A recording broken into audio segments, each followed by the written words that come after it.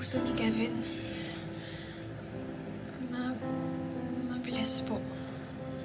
So there. Okay? Pero hindi pa tayo tapos, ha? At this point, iiwan ko kayong dalawa. In the next hour, gusto ko isipin nyo ano mga bagay-bagay na gusto nyo sa isa't isa. Hindi nyo kailangan mag-usap, okay? Be sensitive. I'm sure may malalaman kayong mga bagay na hindi nyo nalaman sa isa't isa.